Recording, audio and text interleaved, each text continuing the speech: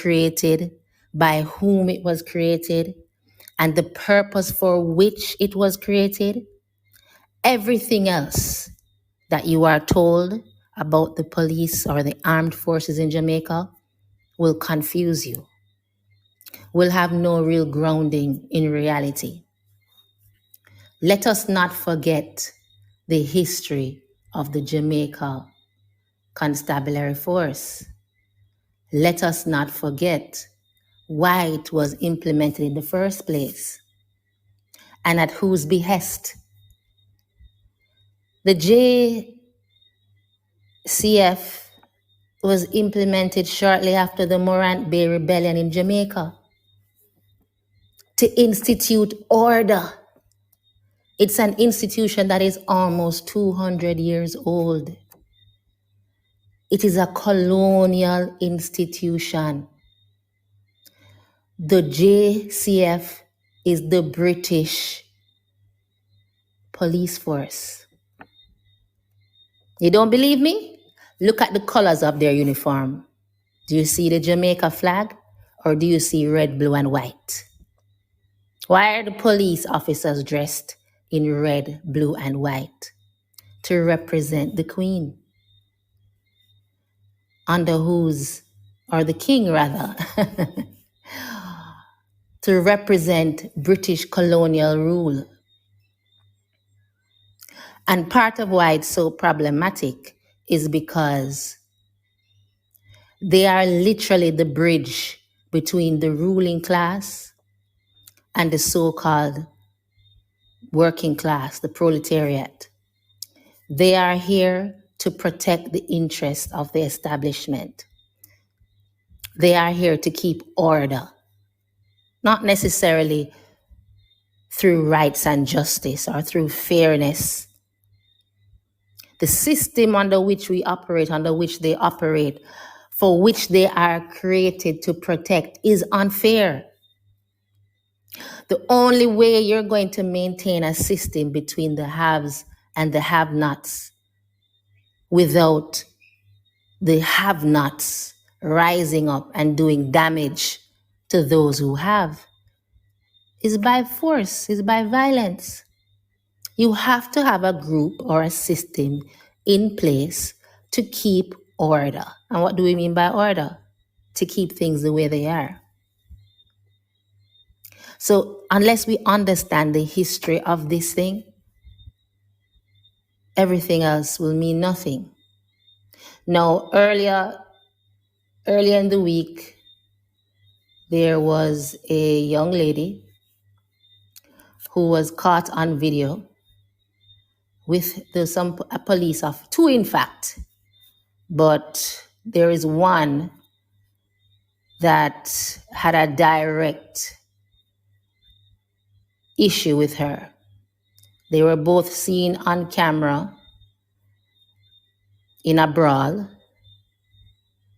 and the police was grabbing all parts of the lady's body to the point where she was wounded, the civilian was wounded. We see on the video where the policewoman was grabbing the lady's hair, forcing her into the vehicle. We see where the lady was holding on to the police and her uniform. And we see where the lady is in the back of the vehicle, bleeding from a bite that was inflicted by the police. So we want to look at that tonight. We want to look at the system that is in place to protect citizens and also to empower these members of the armed forces to use force and to address issues as they arise. When you read how the incident is reported, the police high command talks about a team that went to Spanish Town Police in response to a call from a primary school administrator requesting assistance to remove a disruptive parent. Now, according to the police, despite multiple attempts to engage the individual, the situation escalated, resulting in her arrest. Now, we only see the video that most of us would have seen captures where they are trying to put the young woman inside the vehicle. Is that proportionate to be grabbing a woman by her hair, a parent? Is it proportionate to use your teeth on a civilian? When you are an armed and trained police officer, when you have a colleague standing next to you and both of you have guns, is that proportionate? Is that in keeping with the Jamaica Constabulary Force's own policy on use of force? What threat were they trying to minimize by treating with this woman in that way? How can we justify this? I'll read you a couple segments from the use of force policy. It is the aim of the JCF to uphold and protect the human rights of all the people in Jamaica, providing a high quality, effective policing service in partnership with the community and in cooperation with other agencies. In carrying out our duties, members of the JCF shall, as far as possible, apply non-violent means before resorting to the use of force. Members of the JCF will only resort to the use of force if other means remain ineffective. So I'm going to ask us to join the conversation. Welcome again to all of those who have joined. Let me hear you. Let me hear what you have to say. Those of you who have seen the video, do you think that the police has acted in accordance with duties? Do you think that they acted proportionately given the perceived threat coming from a parent at a school? Remember that the police has to take into consideration not only the threat, but also the surrounding circumstances. They weren't called to separate some gang war or some gang dispute. This was a parent, this was a woman who was on a school compound, allegedly behaving boisterously. Daniel, welcome. What do you have for us this evening? Good evening, everyone. Well, I missed the lyrics from the song, but I did catch that video. And my first impression when I saw the video, I was taken aback um, by the policewoman pulling the braids, holding on to the braids of the woman, and I was surprised that the woman was equally locked in arms, twisting and pulling at the policewoman. So I caught it um, when they were locked and the policewoman holding the braids and pulling and trying to tussle and overthrow or overpower the civilian woman. And I did hear her say she got bit. I saw the clip in the car, in the back of the car. I saw that struggle. I heard her child saying something, mummy, trying to calm her down. And, truly, I didn't really see, my thoughts were obviously one, I thought, how can it be that this policewoman cannot resolve the situation and that the male officer was leaving her to engage herself in this brawl, this graceful brawl. Clearly, she couldn't manage the woman. I would expect that the other officer would offer support to subdue the woman or to do whatever they need to do to calm her down if they can't do it peacefully.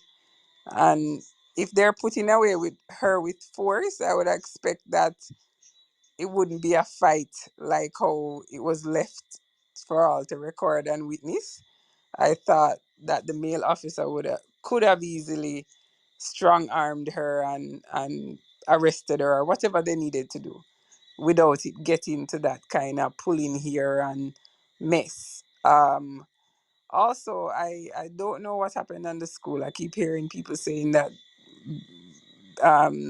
bad woman was beating down the place, but at the same time, I was just surprised by both of them. More surprised by the policewoman, obviously, because they're supposed to know better their authorities, and I just don't expect to see a police doing that to a civilian. But I was also equally surprised that the civilian was keeping it up and going toe to toe with the policewoman and the gun in the side of her um waist. I just thought that was quite brave, knowing the pattern of police to use abuse their force or their weapons. I thought she was mad to be pushing that woman so far, but it never went any further than what I saw on the camera. And in general, I'm not really surprised as much as I was surprised seeing the video, but overall, I don't think I was really surprised because we've gotten this from the JDFCF, whichever one. Um, Time and time again, we see situations where the police abuse their force or use excessive force. So I'm not really surprised at that. But it was still shocking to see, if you understand. Um, yeah. So, um, Thank you for that, Daniel. Leighton, were you able to view the video? And if so, what did it look like from your vantage point? Um, well, uh, I thought the woman was quite calm. For all her fight, she never raised her voice. She never behaved hysterically. She repeatedly asked the officer to let go of her and repeatedly insisted that she was not gonna let go of the officer until the officer let her go, which she's perfectly within her rights. But before I get into more of the video, I want to talk about what the woman was doing that necessitated police intervention to begin with. One report says she was behaving disruptively. Um, Daniel spoke about her tearing down the place. Now, if somebody says that you are behaving disruptively, that is a matter of opinion. The fact is, what are you doing that could be characterized as disruptive behavior? Once I hear reportage of disruptive behavior, I immediately become suspicious. Once I hear idioms like tearing down the place, I become immediately suspicious because what it means is they do not have anything to say that you were actually doing. It's not like, for instance, the boy at Tivoli, where they said he was gambling when he wasn't. They said he was selling ganja, which he wasn't. They said he was disrupting class, when in fact no class was keeping. So they told multiple wicked lies on this youth. But in this case, they are so much not having any lie to tell that they resort to disruptive behavior as a way to justify the police's treatment of her. Where this will fall apart is when the matter reaches court and they charge her with resisting arrest. Because, and even up to when I became an attorney 25 years ago, it was still um, it was still done by certain police officers to have a person before the court with resisting arrest as the only charge, referred to as resisting arrest simpliciter, which means that there's no accompanying charge. And if it goes before a good judge, that judge will say, well, what was he being arrested for? And of course, if the policeman can't say what he was being arrested for, which 99 times out of 100 he cannot, because otherwise the suspect would have been charged for it. It's just a simple case like the policeman will say, hey boy, and the man say, yo, you style me as boy. And the policeman shot him a box. And the man want to defend it. And the policeman just drape him up and say, well, I have the power to lock you up. So him lock the man up now. What's he gonna lock the man up for? So this is why you see resisting arrest with bad words, and this is also one of the reasons why they love the idea of bad word cursing being an offense. So at the end of the day, good evening. At the end of the day, the policewoman is completely wrong, and it's obvious to me that her male colleague was not assisting her because the woman's defense was made clear on the tape. She said, yeah, me point up in your face, me lick you, never lick you, you lick me. You never have no right to lick me. The woman was clear, and the police woman's responses and conduct make clear. So for people who are behaving like, oh, they'd have to see what happened, you don't have to see what happened. There's no issue joined, as lawyers would say. There's no dispute as to what happened. On the video, the woman makes an accusation in consistent terms at least 3 times, and all 3 times when given the opportunity to say that's not what happened, the policewoman said nothing more than try to shut up the woman and don't make the woman talk what happened. As far as I'm so glad that you used KRS-One as a lead to what many see as a Jamaican problem.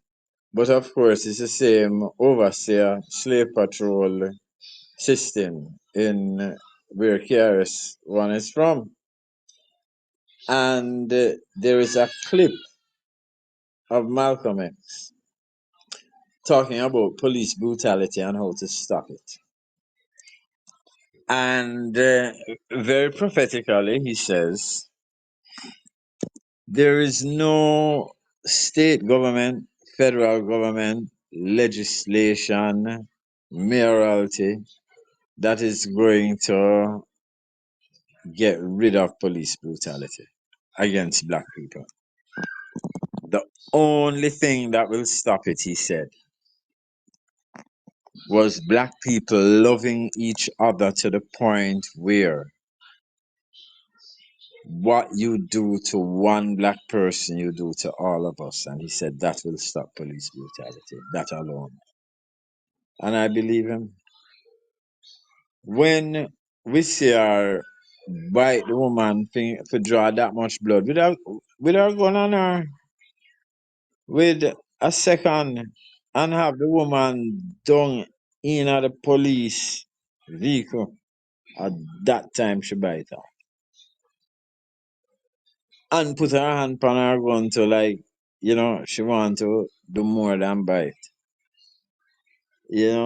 Until the consensus is one of outrage rather than what happened to comply and complain. Sigh. It will continue. Part of the problem, Leighton, why we cannot reach the level which Malcolm X invited us to reach in order for police brutality to cease is because we don't see ourselves in the woman. We see her as a vulgar representation of our worst selves, of our lowest selves. So if she was just decent, if she wasn't down at the school making noise in the first place, if she had just spoken in nice standard Queen's English to the police officer, perhaps things would have gone differently. But we don't see that. What we see is some brawling black gal that deserve to be disciplined. And because we don't see ourselves in her, it's easy for us to allow the police to vilify her. By the way, her name is Tashana Hilton, and she was charged with disorderly conduct, assault occasioning bodily harm, and malicious destruction of property. And Indicom has released that they are not investigating the incident. And everything that has come from the police force since is about warning people to comply, as you said, Leighton, to not resist arrest. But I want to go back to the policy, the use of force policy of the JCF's very own. Paragraph 11. It is the policy of the JCF that its members shall use only that amount of force that is strictly necessary, given the facts and circumstances perceived by the officer at the time of the event, to effectively bring an incident under control.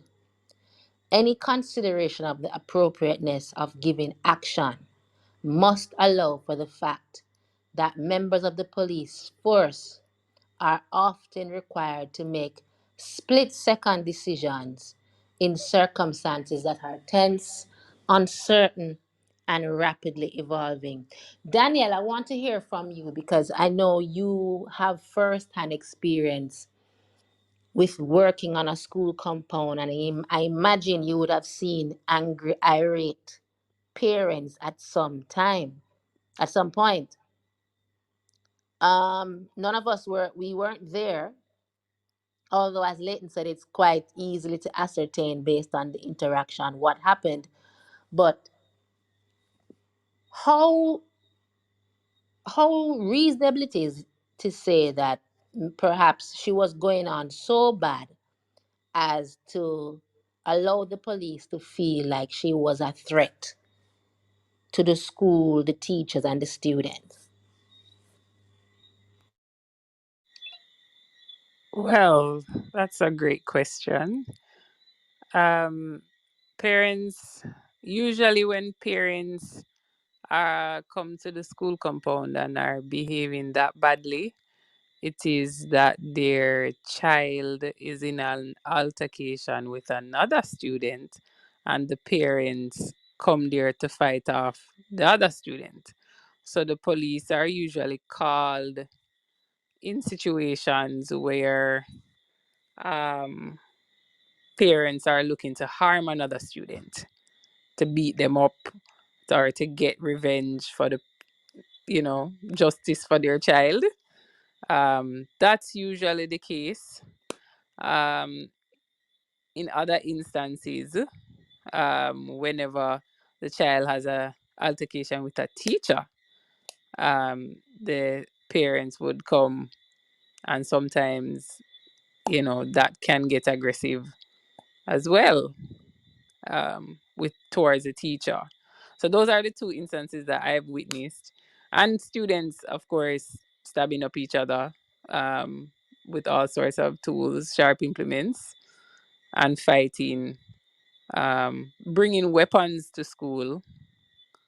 Some students come with machetes, guns, knives, and sometimes they call in the police, because the schools are assigned a police officer, and sometimes they call in the assigned police officer to scare them with an arrest, or to talk to them, or to, when they bring the weapons, to kind of put them through that process of going to the station or getting singled out and spoken to, so they can feel the seriousness of the situation, I guess.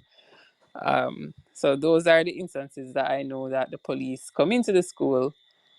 Um, and some schools, like the school that I worked at, have metal detectors, um, for those reasons, because students bring weapons. And I've been in I've had parents come to my class looking for students to beat up and fight. So Um, when the police is called, based on what you've observed, what is typically the next step? How do they approach it?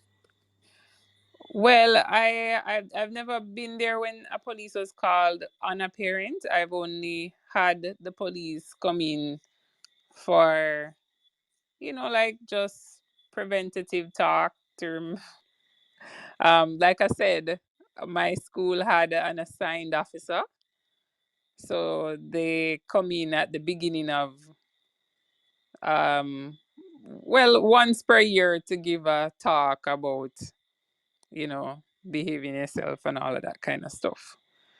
But I was working with seventh grade on an isolated seventh grade campus.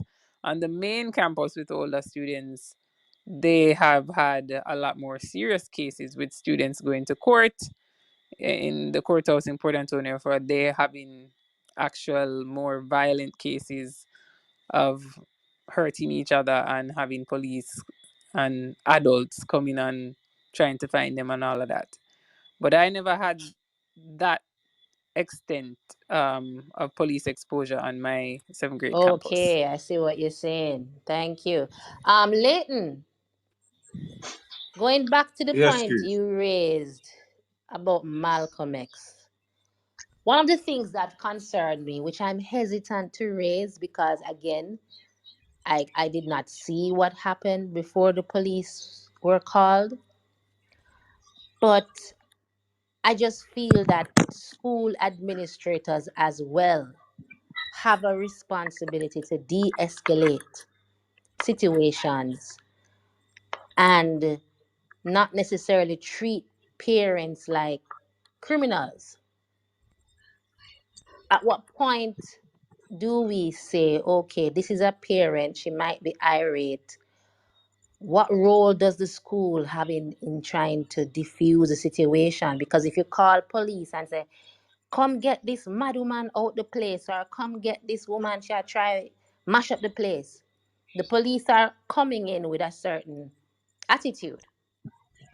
So I don't really want to blame the administrators because I don't know how she was behaving, but generally speaking, as a part of our duty to aid in police and community policing, do you think sometimes these schools or these situations can be diffused by the community itself? Um, Let me begin by saying, without trying to be too loyal about it, didn't it seem to? It seemed to me that the altercation took place outside the school gate. Did it Yes, appear that way to yes, you? definitely.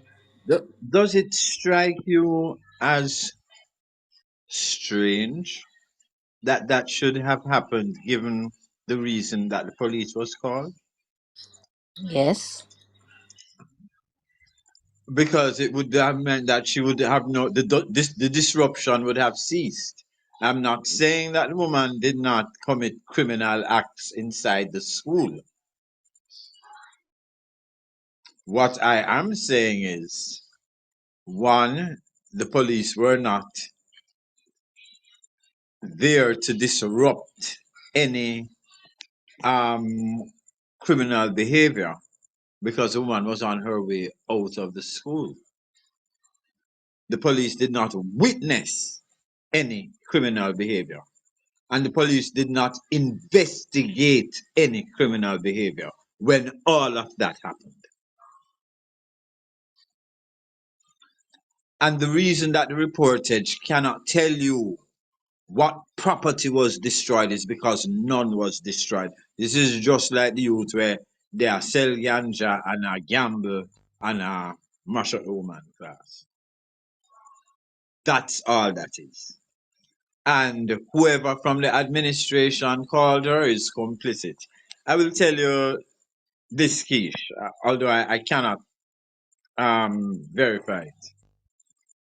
My children's mother tells me that she saw a TikTok where the security guard from in the school did a TikTok from in the school saying that he's been blamed for not supporting the police officers' efforts against women. But the woman did not go on bad at the school that day. The woman went on bad at the school a previous day because her son had been disciplined for vaping in circumstances where she was irate and she cussed out the principal, cussed out the vice principal, and cussed out some other people, and was called to come in to apologize. And the day of the incident was the day she came in and apologized. This is what the security guard said. I can't get the video. She said when she tried to download it, it don't have the feature to download. But that was what he was saying, and like he was doing it explicitly to kind of clear himself because he's coming under pressure for not what have you. But he said the woman wasn't, and he said the woman wasn't pointing in the policewoman face. The woman gave the policewoman the middle finger,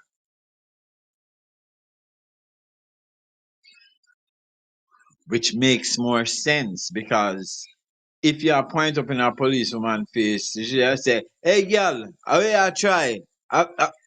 But to give her the middle finger, she shot her back immediately.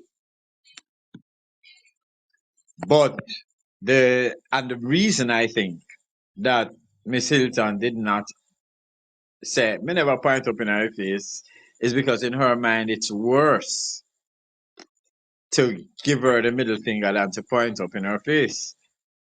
Ironically, from a legal perspective, um, it would be better for her to have said what the security guard said happened, and which I believe to be the truth.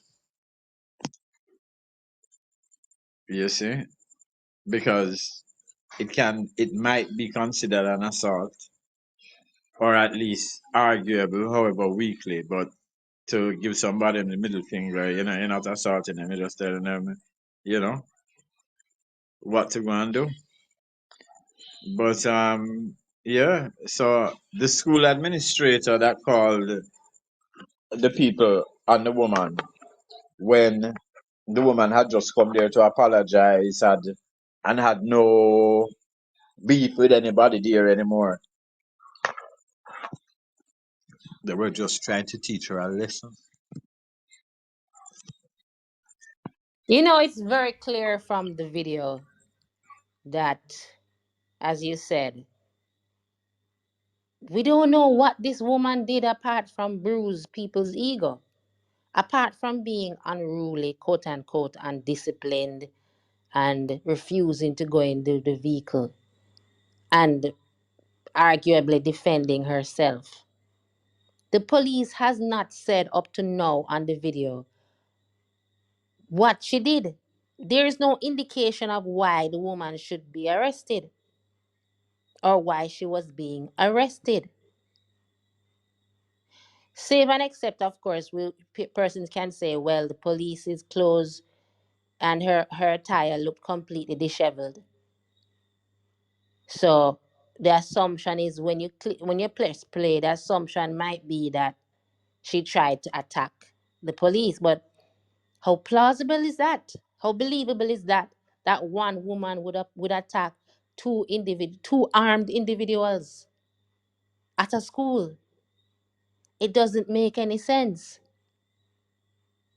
And certainly, at what point does she decide to bite her? At the point when she's already subdued and in the vehicle. Why was she bitten? And for those of you who saw the video, the male police officer had to intervene between the first attempted bite. So there was a first attempt to bite the woman, and her colleague said, "Don't bite her." And she stopped. And then once she had her in the vehicle, she was bending over her, had the woman completely subdued. That is when she bit her to the point where she was bleeding. What can justify that? I just don't, I'm just not understanding. And I think Jamaican people, because of our history with slavery, the history of the Jamaican Constabulary Force, all we see is that you did not follow Master's orders or the representative of Master, Uncle Tom, Johnny Jumper, as they were sometimes called on the plantation. The people responsible to ride around on their horses and keep the slaves in check.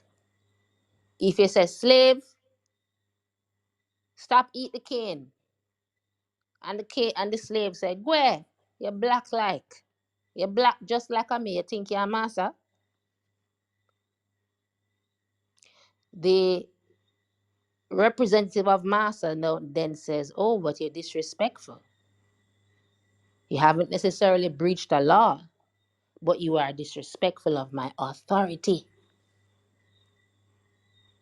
And so it becomes an ego, a battle of ego. But Ashley raised a fair question in the chat when he says, "How many people have the skills to de escalate a situation?" I'm assuming he's referring to the school administrators. Daniel, isn't it normal for schools in those instances to have trained security guard personnel that can either escort the woman or calm her down? Isn't that normal? I started to laugh um, at your statement because it's hilarious. Um, I what is normal is the behavior of both the policewoman and the other woman, and in a lot of instances in the school hierarchy of authority, we have just that behavior overall, where students um, and teachers get into it, and the the people in every form of authority, whether it be a parent, a teacher, a senior student, a senior teacher, they all have this complex where you just can't offend them or challenge them, and the challenge may be just innocent questions in the classroom that they may not be able to answer, or something simple. So I the whole system is just disturbing when you look at the patterns of behavior. So this pattern of behavior from the police, I've been in situation where um, if a student is disrespectful, or um, they challenge you, which they're supposed to if they're learning, or thinking or using their brain, a lot of teachers take offense to that type of student. And it's just not all schools are conducive to having students freely grow up and learn. Like if a student, I've had students be disrespectful, and I never hold it against them, especially when they come and they are, they apologize and all of that. I never hold it against them. But a lot of people keep records and strike out people, and it's just a really not a place where I see a lot of peaceful conflict resolution. It's very tit for tat, the environment. And then when the parents come in, you see the behavior pattern. It's just a hot mess in the schools, and in the communities. So I and again, one of the things I was thinking about is that you don't really see this behavior. Because one of the things people used to say to me when I was teaching, they would be like, "Oh, if I had taught at my alma mater, which is Wilma's," they'd be like, "Oh, you wouldn't have those problems that you're having with, the Ipa Bad Pitney, because it's concentrated in a particular community. It's concentrated with an amount of low income students, and their parents are not so lettered, and so it's a whole different demographic that seem to struggle with de-escalating things, and it doesn't discriminate against position. So you have in certain schools this type of behavior go all the way up to the principal, you know straight down from students to parents, across the board. If a parent like that were to behave like that at certain schools, people would look at them like they're batshit crazy, because that's not the norm there. Is But it in that they would look at them like they're batshit crazy, or is it that they would give them the benefit of the doubt? I don't know if Leighton, you can help me out with this as well, because I'm not sure which comes first, the chicken or the egg in this situation. Is it that? Well, Go no, ahead. I Keith, can I can tell let you, me.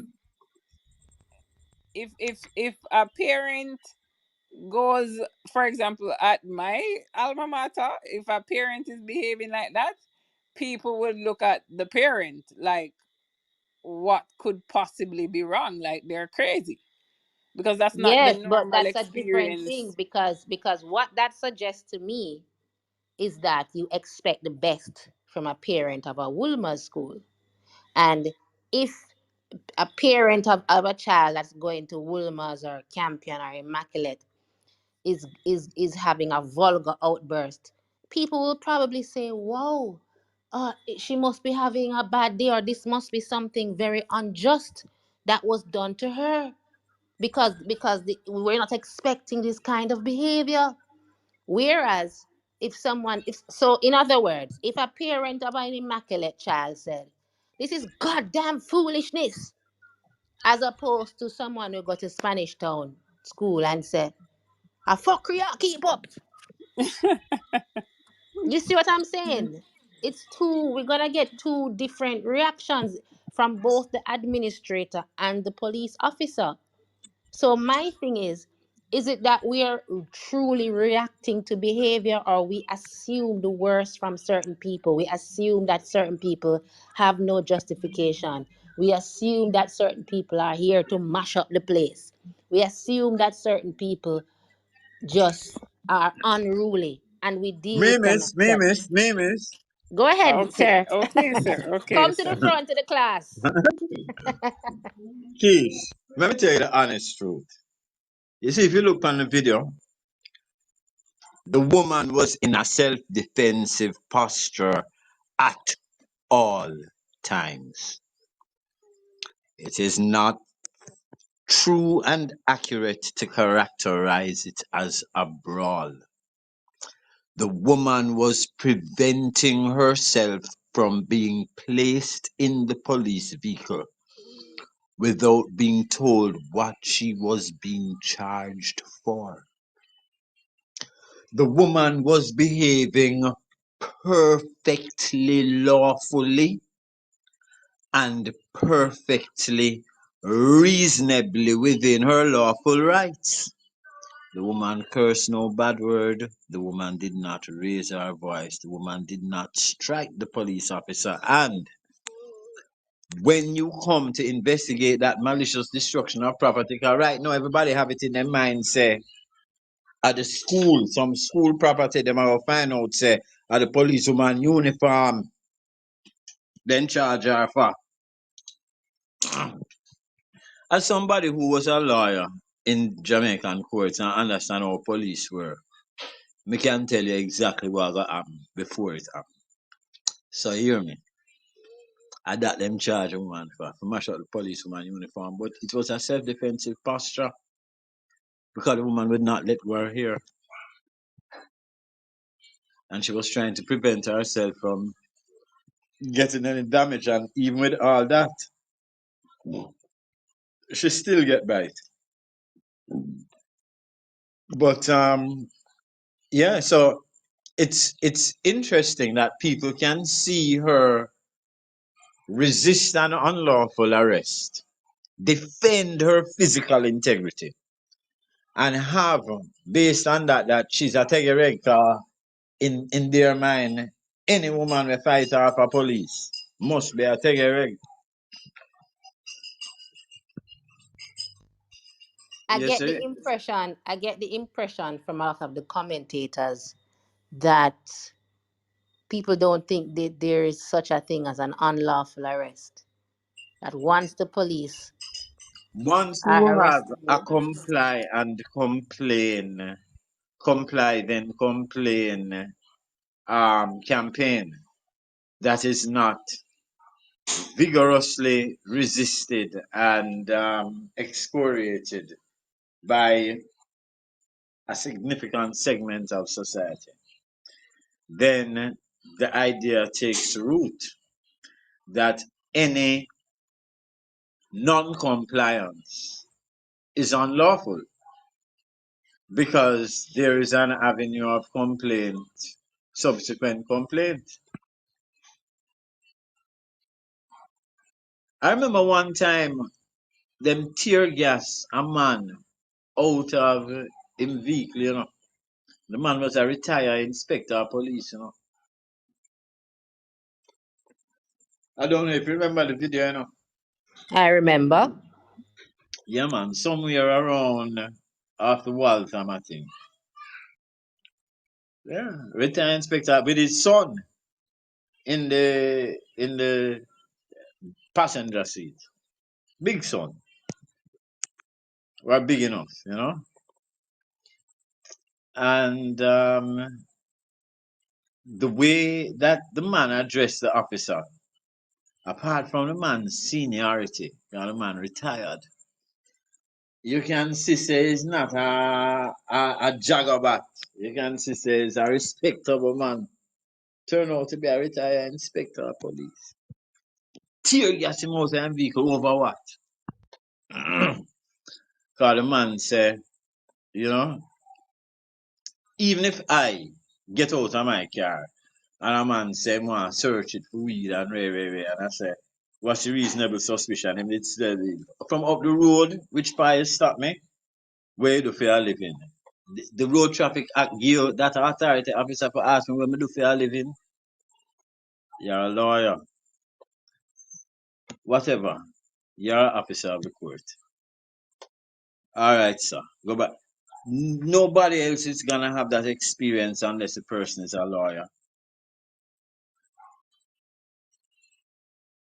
No matter what they come out in the PR and say about know your rights, the prevailing ethos in society is I'm driving, police demand a search, and I say, I have nothing to search, officer.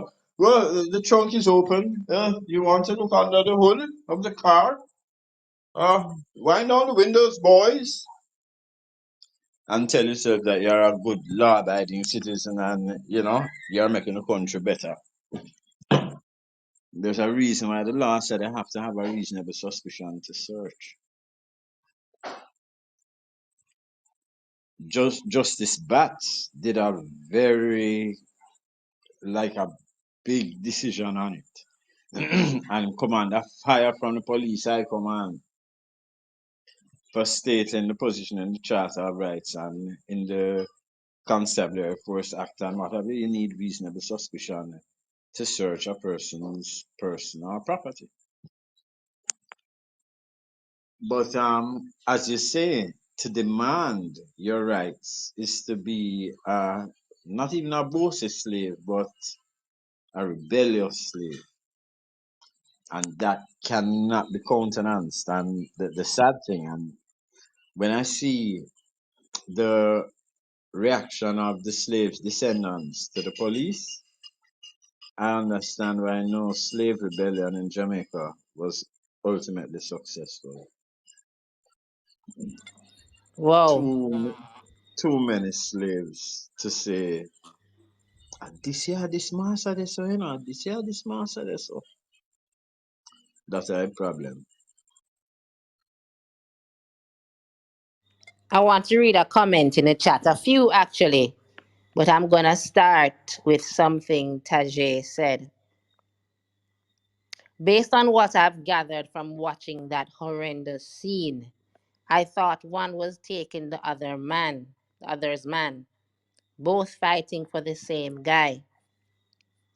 And I think Daniel kind of hinted to something similar, where when we just have this brawling behavior, whether it's police or civilian.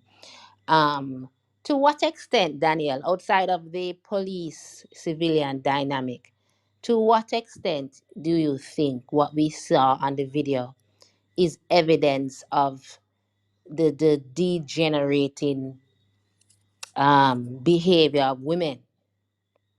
You know, the fact that we didn't normally see even female police officers biting a civilian on camera, trying to touch our gun and threatening. Some people will say, well, you see, the society can rise no higher than its women. And if our women don't even respect, on the one hand, some would say respect authority, and on the other hand, some would say respect human rights. Is this a factor for you, you think, when we're analyzing this altercation? Well, I first want to say that I have very negative experiences with female police officers, and the few instances that they've interacted with me, they've had to step aside and like when I get stopped by the police and there's a female there, they immediately send over the men. I noticed that they stopped letting the females interact with um, the public very much, because female police officers have a really bad reputation. They are the most disrespectful. They are, I don't know if they're super aggressive, and in a lot of the cases, no. Um, if they get to speak to the public, it's usually when it's a male. They especially keep them away from women. They have literally no, I mean, I don't know how. And the ones who are respectful, they just they just show no mercy, you know. They're not understanding why they can reason with a male officer and may have a chance of getting a blight or a reasonable, explanation for what's going on. I just find that it's just almost hopeless with the female officers. When I see them, I think one time I actually asked for the male officer to come over. Even if I get in a ticket, I'm not trying to get out or anything. I just don't want to deal with them either. That's how bad it is with the female officers. The ones in administrative, obviously, there are exceptions, but you know, I personally can testify that I also have a lot of negative experiences with female officers. And I'm forgetting your other question, or I think about females in general. Um, I think there is a societal wide degeneration across values and morals and just the way people are. I think a lot the way people are being brought up now, generational dysfunction. I just think some of those situations are worsening, and it's reflecting in what's happening in society. I think a lot of I see when I was in the school system, for example, and I would see a lot of my students um, out all hours a night, seventh grade girls and boys, 8 o'clock, 9 o'clock on the road. When I would, and when we would investigate, um, they're 13, 12, and their parents are like 21. They're very young mothers who think they're best friends with the child. The child doesn't. Just different, a lot more situations like that where maybe there wasn't enough guidance or support, and the upbringing of the child wasn't the best, and behaviors are and people spoiling their children because they want to compensate for whatever. But I find that overall, um there are a lot of problems, and I think it has a lot to do with how the children are being raised across the board. Leighton, some time ago there was a viral video of a woman beating her daughter mercilessly. And I remember there were a lot of comments that seemed to justify and excuse this behavior. And I also recall you at the time gave, very cryptic warnings of what this kind of approach would mean eventually, and the trajectory the society was on, where women and the violence we see in women, the violence we see in mothers, would start to spill over in other aspects of society. And because women are not being held accountable, because we have this reverence for motherhood and, you know, bad behaving women in authority, we let this kind of behavior go.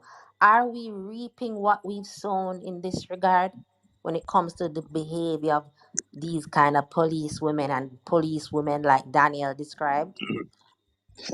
Oh, most definitely. Um, the parallel with this that is most present in my mind, and I've referred to it earlier in our conversation, is the Tivoli boy. Try and remember, this woman grabbed a desk, a big heavy desk, after passing by two other, like a chair and a smaller desk. And you see, you see in the video where she look at it and say, "No man, this don't suit my purpose," and take up the big heavy desk and swung it with all her force so that she rocked back on her heels. Now, of course, there's no opinion here. Anybody can look at the video and see the play by play. And the youth grab it, wrest it, well, drag it out of her hand and dash it to the side. And people and then backed away as she rushed him with other students trying to pull him away from her rushing him. And one day, student must have tried to get him hand on her, and she burst away from him and boxed the boy while others are holding him. And they get out of that an unruly and violent boy. And the parallel is this: mothers can do no wrong, police can do no wrong. If you caused a mother to behave in a violent way towards you, it was something that you brought on by being unruly, disrespectful, giving too much talking. Uh, Same with the police. And those two twin pillars of impunity and immunity will fall together. That's my prophecy.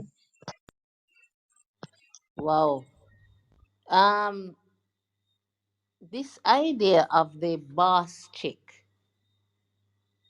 a lot of people have said that when women get into positions of power, particularly positions that have historically been held by males, that they're even more vicious, more brutal than the men themselves. And when you look at that video and the fact that even the man had to say to the woman, listen, do not bite her, you wonder to yourself, how can a man be more compassionate in these circumstances than a woman? Uh, Keisha, sorry to interrupt. Did he say don't bite her, or did he say you can't bite her? Hmm. My I mean, recollection is that he said, don't bite her. Said, okay. that's what I remember. I don't know if anyone else want to correct me. I'm not sure, but I feel like you can bite her. Sounds like what I heard. That's what you I don't that's what you I'm remember heard, not Lynn. exactly, sure. you know, I'm not Keish, but sure. because, sometimes I can really rely on my memory because what have you. But if he said don't bite her, he said it in a voice like you can't bite Yeah, yeah, yeah. her. The posture was definitely like, no man, you can't do that. Yeah, yeah, like you can't do that. And this is, let me tell you, the part that, and you're always talking about patriarchy, and one of the things that patriarchy has done that men have not in really come to grips with is that it has, in stripping women of agency, it also stripped them of all accountability. If a woman can be hysterical and can become hysterical at the drop of a hat, or because of, the lunar motions, then, you know, she don't have to have a reason why she do anything. Her mother just take her, and it's just a woman all over, and that's that's what men have kind of saddled themselves with, you know. So a woman can just do anything without, like, she perceive a particular insult, and she just say, "We're not process the bill today. Come back tomorrow." And even the most fuck up man look on that and like I said, no, but you can't do that. Like you can't do that.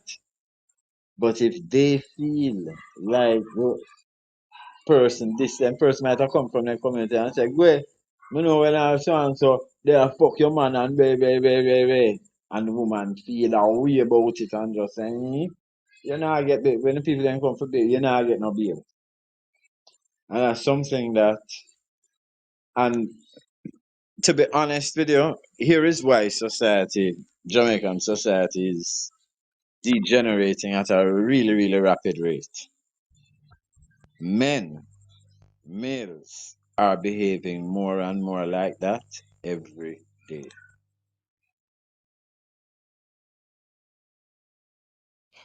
I want to read paragraph 13 of the use of force policy.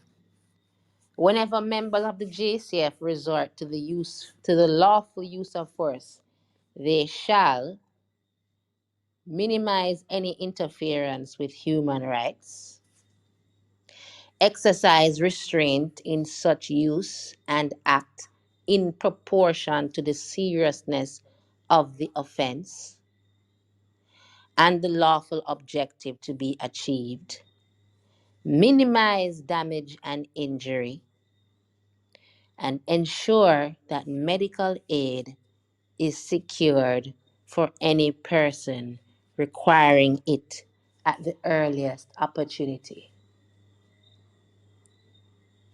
I'm just not seeing where any of this was done. Daniel, do you think that her actions were proportionate to the seriousness of the offense? Even let us assume that we accept that she was down there banging on tables and desks. Do you believe, based on what you were seeing, that it was proportionate given the seriousness of the situation? Oh, absolutely not. In fact, when I watched it, I was really just looking at the police officer with her gut out showing and thinking that she must have been embarrassed or and now feel the need to, you know, somehow win the tussle. That's all I was thinking. I was thinking she tried to de escalate, but it didn't happen. She didn't know how to get the lady to do whatever she wanted her to do.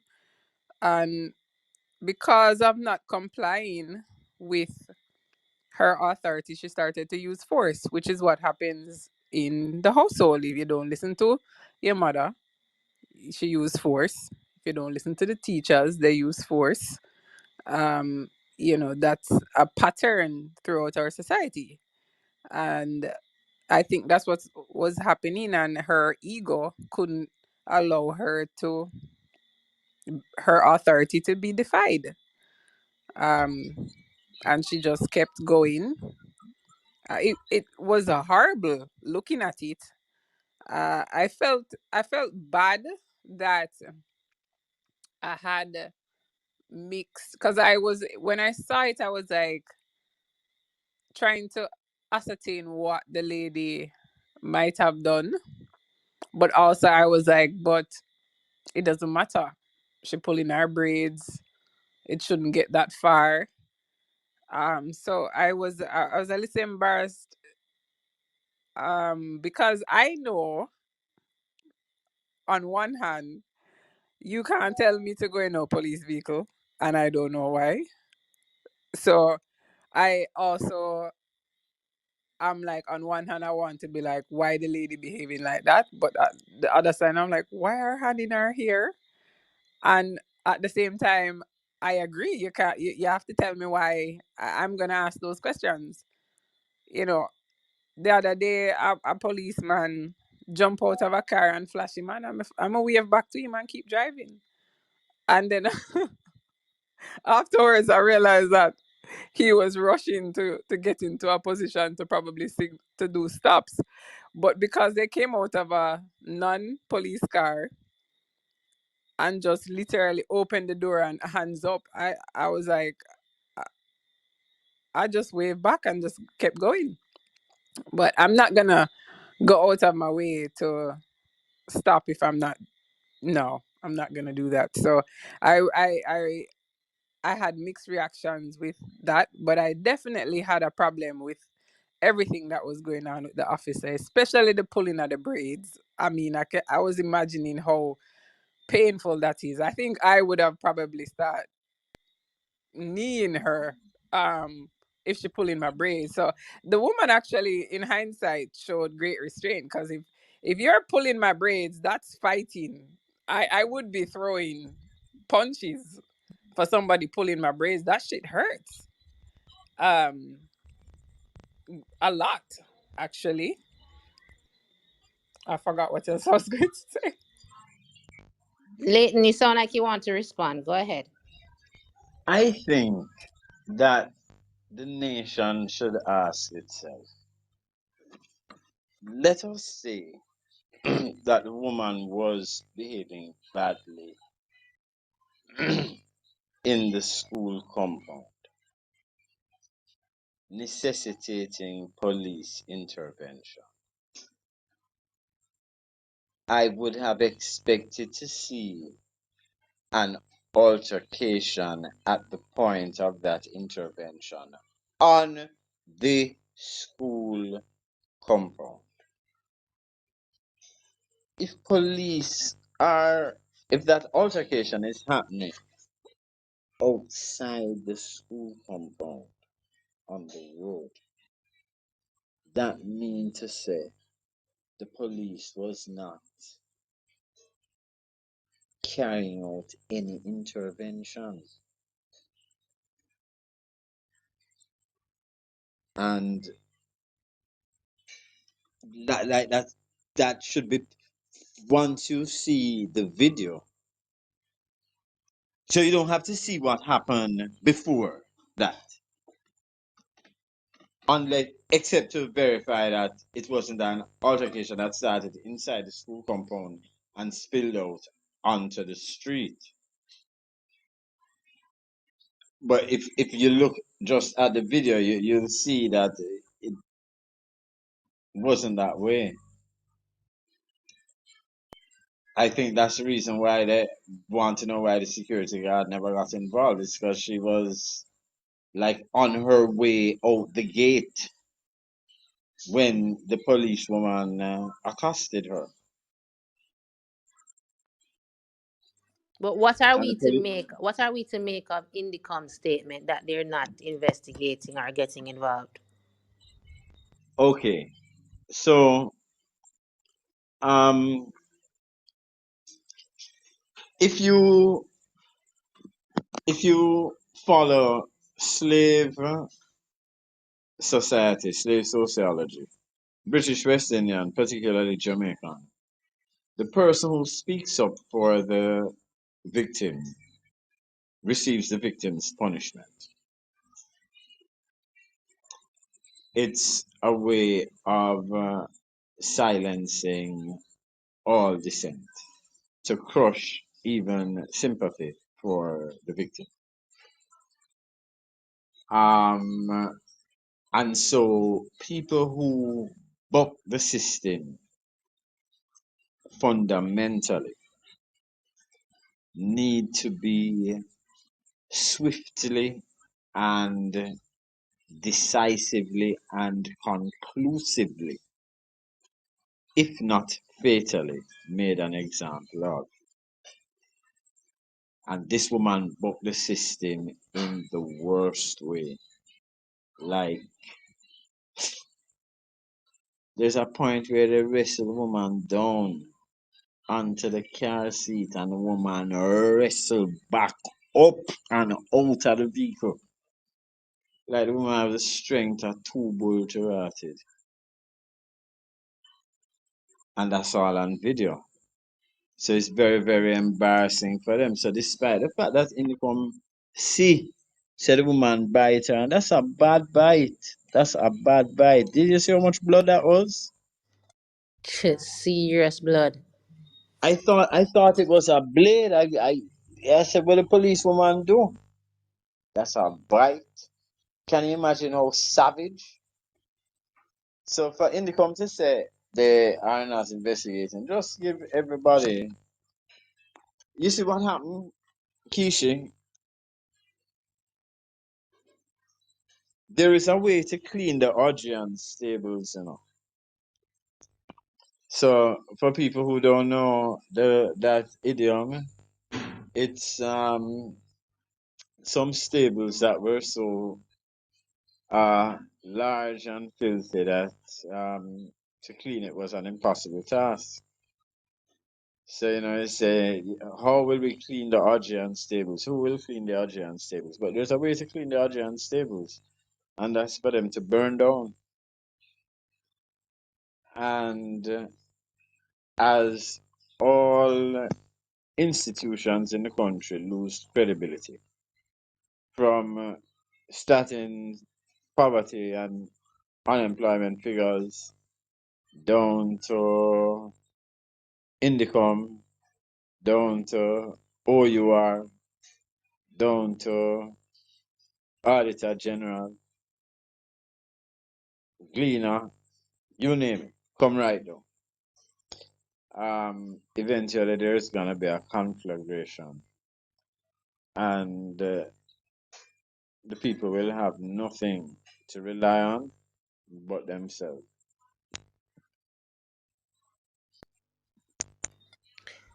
You know, one of the things that came to mind when you spoke of women in these positions of authority, and this is true for a lot of oppressed groups, there is this feeling that you have to be even more of the thing than the thing.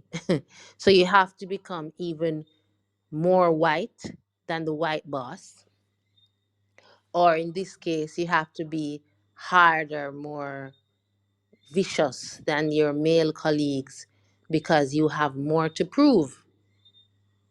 We assume you have more to prove because she's likely embarrassed by the fact that the woman is standing up to her, the woman is managing her, so to speak. The woman is obviously not impressed by her so called authority. The woman is not shivering or in any kind of fear. And you can visibly see on camera that the woman is embarrassed. And the dangerous thing with people who are otherwise oppressed, when you give them positions of power, they're going to go out of their way to prove that their authority must be respected. And this woman didn't look like she cared one way or the other. Where was the handcuff? Why? What I'm just not understanding is how do you reach from, okay, madam, we'd like to escort you outside. Please go into vehicle, you're under arrest. How do you reach there, from there to having your hands in someone's braids? That's the part I just can't understand from those persons who are sympathetic to the police. How do you, an armed police officer, standing next to another armed police officer with the ability to call backup, how do you reach into grabbing someone by the hair? It is very obvious that it's a, as Tajay said when he was here, it's like a street brawl between two women. It had nothing to do with a police executing their lawful duties. It's very scary, very, very scary for me. Daniel, do you think the policeman, do you think that he's at fault in that he could have done more to de-escalate situation, and not only to de-escalate it from the position of his colleague, but also to protect the civilian? Well, I did think when I saw that there was another officer, I was also surprised to see that he was allowing the woman to continue in this, crazy, you know, lock, this hold with the civilian woman. I believe that the two women have to obviously have their own accountability for locking hands, and I think the police woman should bear the brunt of allowing herself to get into that position. But I did think the male officer should have um de-escalated the situation, and but the fact that he didn't made me wonder if, you know the police officer is a known bull cow, and she normally does things like this, and he's allowing her to sink herself. So a lot of things went through my mind when I was trying to figure out, what was taking place at the scene, and what was everyone's reason for their behavior. I thought that it could be that he's allowing her to tie herself further into problems. But then when he casually said, "No, you can't bite her," or "Don't bite her," that's his mild intervention. That's all he's willing to do. But I really thought it was strange that he did not try to part them, or he did not try to say to her, "You're making a fool of yourself," or something. I found that um Well, in all fairness, he gave a kind of half-hearted attempt when he was pulling the he was pulling the lady by her trousers, her pants. Um, and yeah, I agree with you because it almost seemed like he was making every effort to be off camera. Like he wasn't coming in the camera's view much. Um, and it gives the impression that he just didn't want any part of the mess. Leighton, what's your take on that aspect? If he had said, Squally, let go of the woman here, which he wanted to, trust me, he did, it would have been interpreted as taking the civilian side over hers. And he he just, as he saw it, his hands were tied. So he was, by his posture, trying to get his squaddy to calm down, but he also knows his squaddy. He knows her. So him knows he couldn't even try to pull her hand off the woman here. So him just but he also knew that he wasn't gonna try to strong arm the woman, because he knew that his squad was wrong from jump.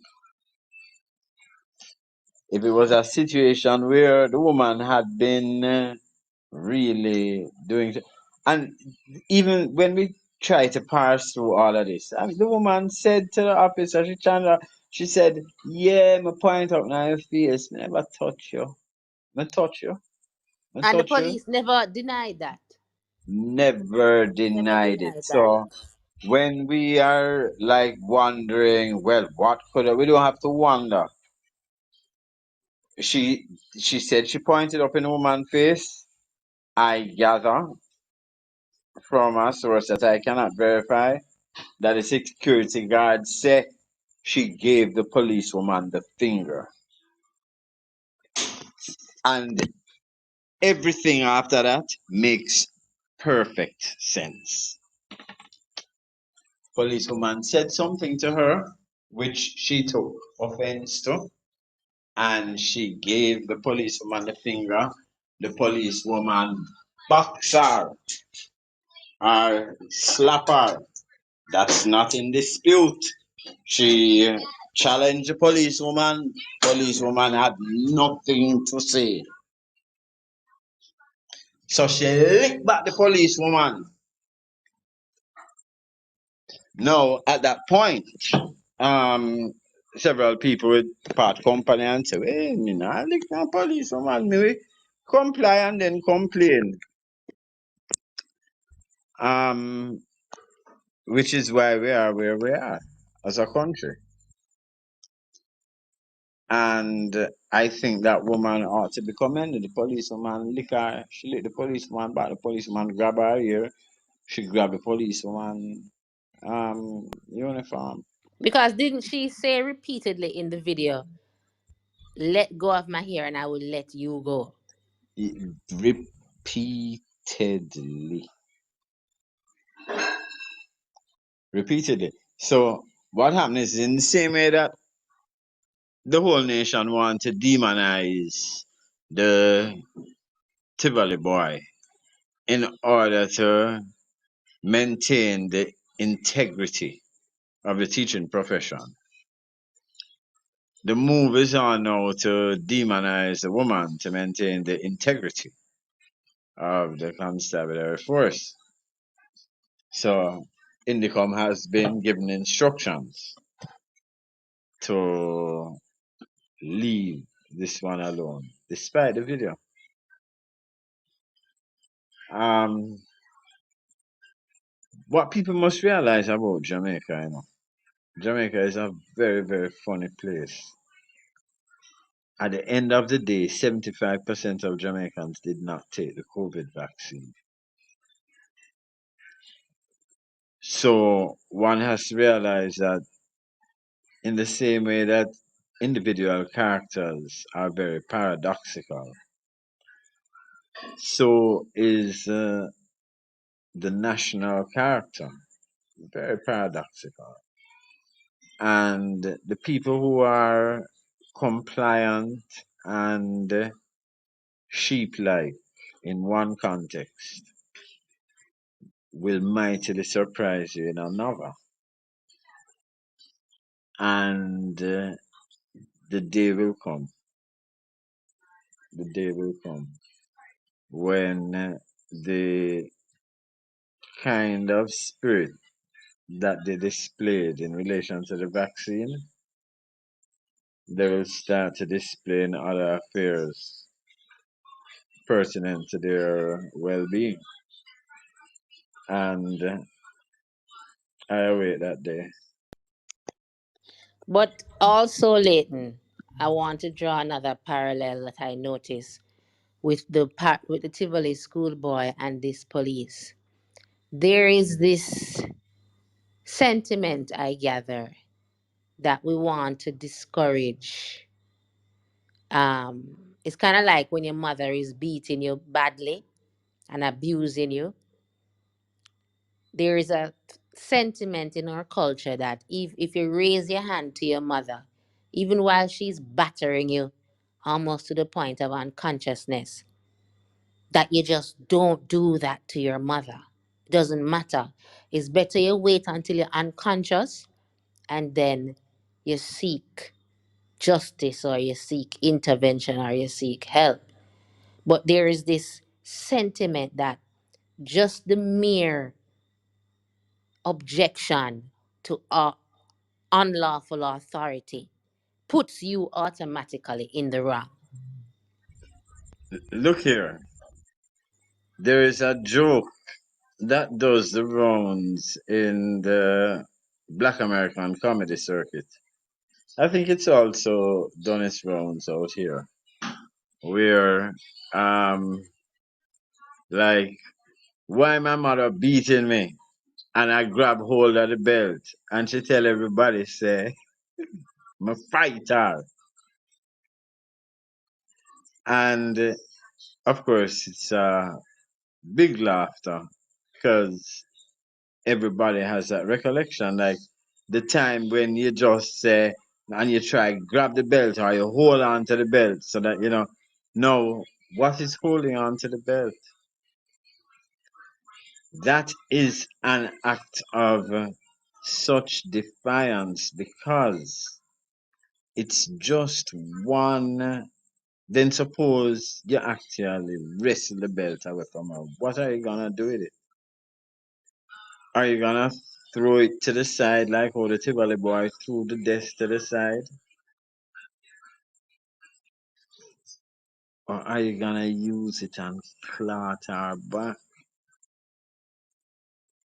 So the whole idea is to forestall, to take out of your mind from the get go any notion of defending yourself, because we don't know when your defensive posture will turn into an attack.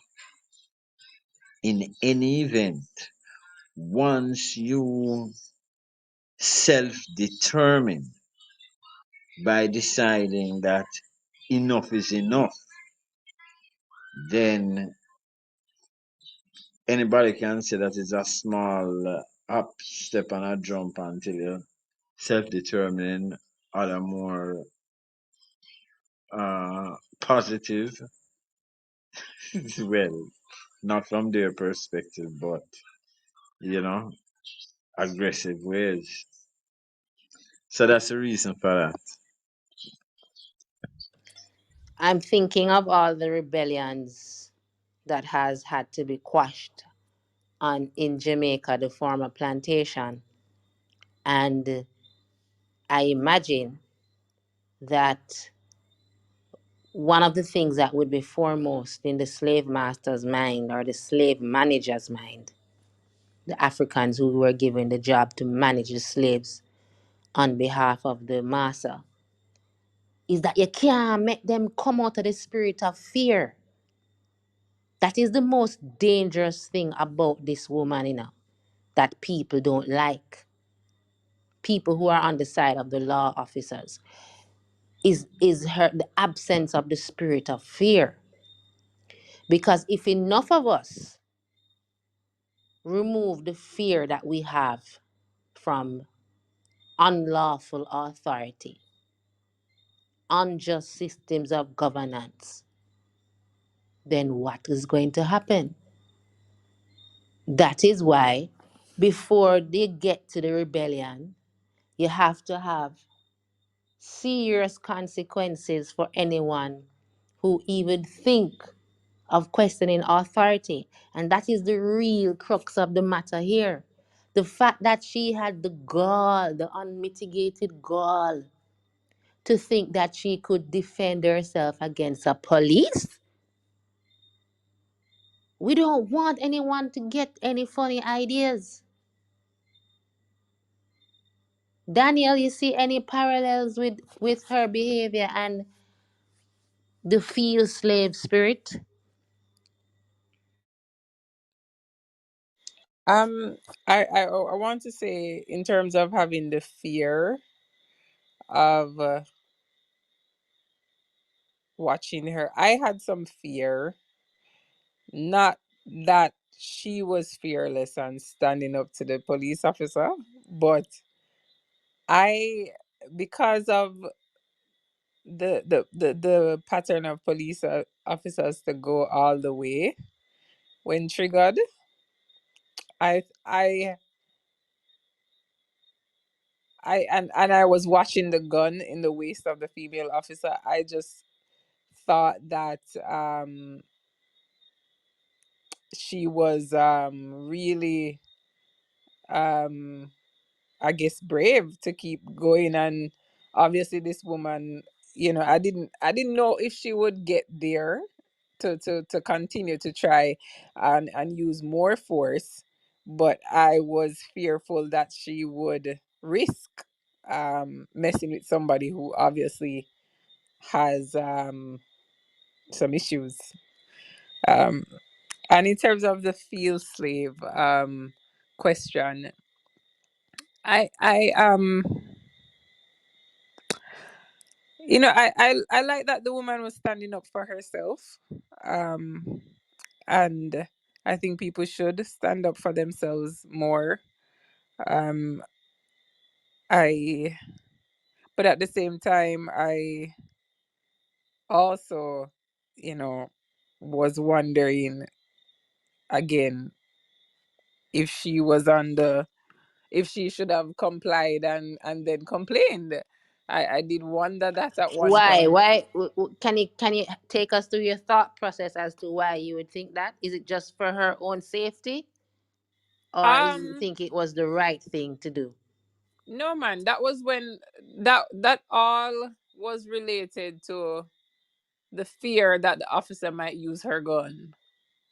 Um, but at the same time, I've been in positions where comply and complain has gotten me into um, you know, trapped by the police. They just lock you up, and you end up with a case that you're fighting that everybody knows is foolishness, and it doesn't matter.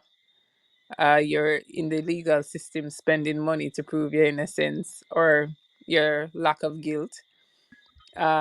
Because you come No, you but don't. That's a really good point, Daniel. That's a really good point, because these people who are clamoring for compliance complaint, as though they're unaware of how corrupt and unjust this system is, especially for poor black people. It's not like, as you said, the parent from uptown, um who has connections, their complaint will be treated differently than a black woman from Spanish Town. So that's a very good point. Leighton, do you agree? Oh, most definitely. And there's another there is another aspect to it. Um, Uptown people never be forced to comply to begin with, so they have nothing to complain about. You can imagine them a tell a uptown woman say, "Get in a vehicle." Couldn't happen. Without reason. Yeah, couldn't happen. I'd like to know the name of your Um, supervisor, ma'am. I'm you going to know, make a but report. but there was something that Daniel had said that I wanted to respond to, and that response kind of flew out of my head. Well, she spoke of the field slave and the fear that she herself had. Oh, yes, yes, yes, yes, yes, yes, yes, yes, yes. She said something that I found very, very funny. And it's not she alone that feel this. She was afraid that the policewoman, would have shot the woman right then and there.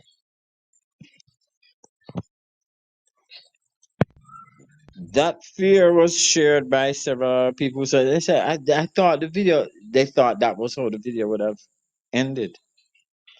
No.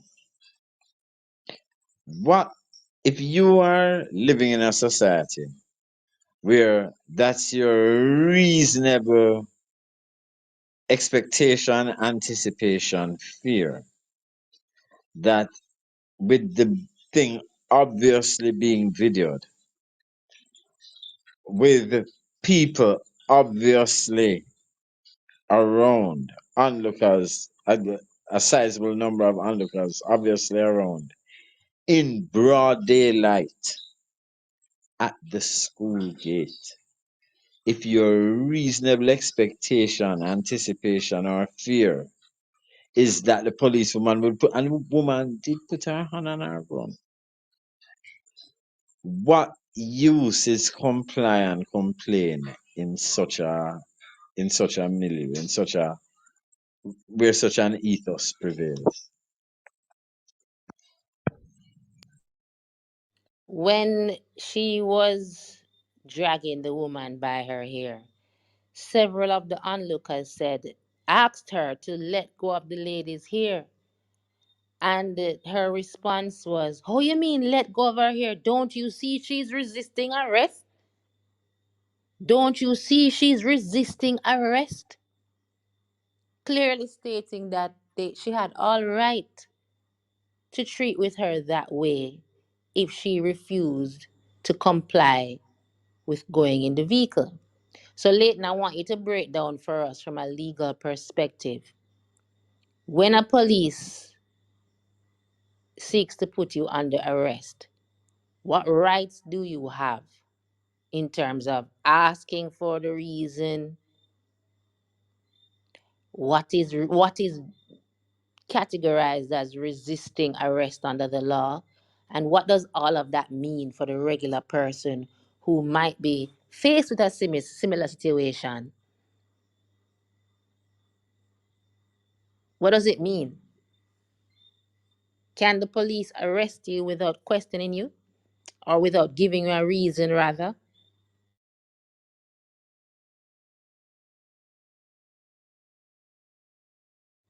Seems like Leighton might be away from his mic. But Oh, I'm oh, sorry. I'm sorry. I'm sorry. oh, I didn't. okay. I thought I turned it on. Yes, and I was thoughtfully giving my perorations on the matter. But anyway, here it goes. If the law is that the police must have a reasonable suspicion to search your person or your property, it stands to reason that they would have to have reasonable suspicion to arrest you. No, of course, they'd have to have more than reasonable suspicion. They'd have to have evidence to arrest you. No, let's look at it. If they are not arresting you, as we discussed before, you can't arrest somebody for resisting arrest. You must have been arresting them for some offense. We don't hear what the offense is that she has been charged with. What we do know is that she did strike the officer, and we do know that she struck the officer in retaliation after the officer struck her. There is no way to criminalize her strike back and leave uncriminalized the officer's initial strike, except to try to criminalize the gesture that so enraged, righteously, of course, enraged the officers to cause the officer to strike her. So that's where we are. But the truth is, yes, if the police is arresting you, say, what am I being arrested for? And And in situations where the police says, don't question me, boy or gal, go up near the truck. What are your rights under those circumstances? um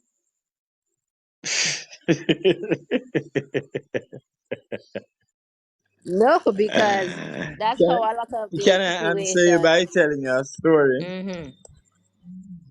So a friend came to me one day and told me that a friend of a friend had been locked up at Hunts Bay and that he had been there for 3 days. She says to me, isn't it the law, Mr. Miller, that they can't hold you for more than 48 hours? So I said, yes, that is the law. So she said, can you please go to the station and get his release? I said, I will try. So I spoke to the investigating officer. Urbane guy, quite intelligent. He was studying law, as it happens. Detective sergeant of police.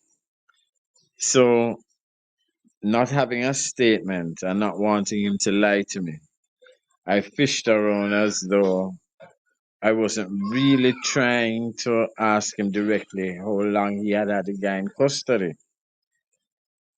So, like, in getting the history of events, just wanted to know when he was taken in, processed, etc.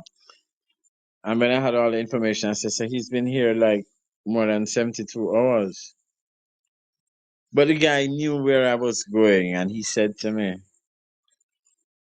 of course, counsel. So you have a habeas corpus to do.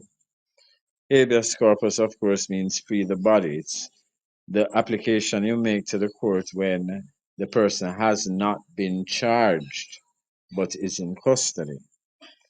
If they were charged, then you'd apply for bail. But if they just have the person there without charge, then you have to go to court for a habeas corpus. They know that they don't have anything to charge a man, but they are unwilling to release him. So I said to him, but if you know that that's wrong, him say, counsel, come on, man. I'm putting money in your pocket, you know. So, of course, you can stand on your rights, get 2 bucks, get your teeth lick out, then fling in a jail same way.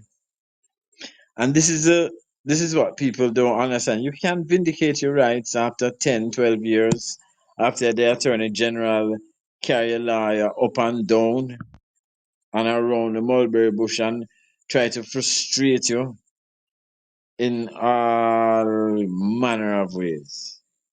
Or you can just say, boy, let me just go up in a Jeep and live to fight another day. That's how the story goes. It's very dishonest for the people who are saying comply and then complain. Part of the challenge I have is we know how many situations like that exist, Leighton, and how many persons are placed in lockup for days on end, knowing that there is no legitimate charge, but it is used by the police as a form of vindication, a form of punishment. And I believe strongly that if there was not a piece of video evidence in this instance, then that's exactly what would have been done to this woman. And so, this idea of comply, then complain without a discussion about what happens when you are locked up under those circumstances. If I give the police my middle finger or I point in her face, and then she said, Keisha, you're out of order, go in the truck. Once I'm in that lockup, I'm at their mercy, especially as a poor black person. I don't understand why no one is being honest about that when they're telling people to simply comply. Daniel, what are your thoughts on that? Well, I think they're not being honest about it because either they've never experienced it or they feel that when those or they hear about those situations, they just believe it's because you are um, misbehaving or you were disrespectful and you draw out the police behavior, the negative behavior against you. I think and and also maybe they just don't care because it doesn't affect them. But it is a very real problem, the comply and complain.